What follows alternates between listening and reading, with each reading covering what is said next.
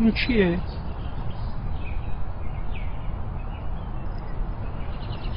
گنجشک.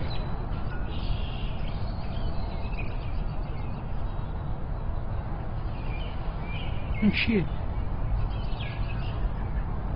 گفتم که گنجشک.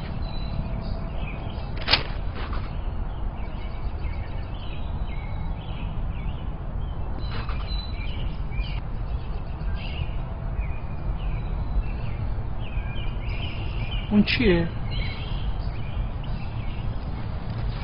پدر اون یه گنجشکه. گنجشک.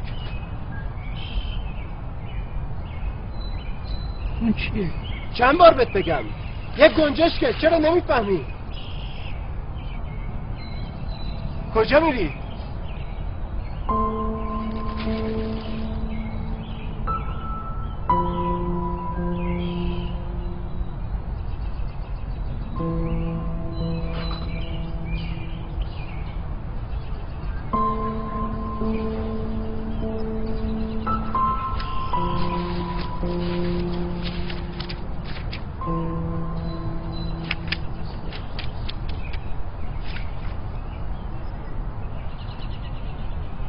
بلندتر.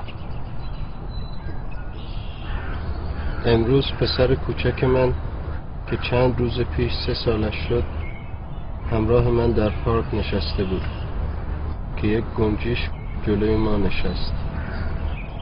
پسرم 21 بار از من پرسید که اون چیه و من 21 بار به او جواب دادم که اون گنجشکه.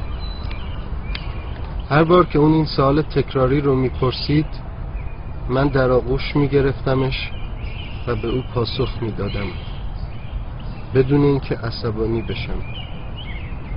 احساس میکنم که خیلی دوستش دارم.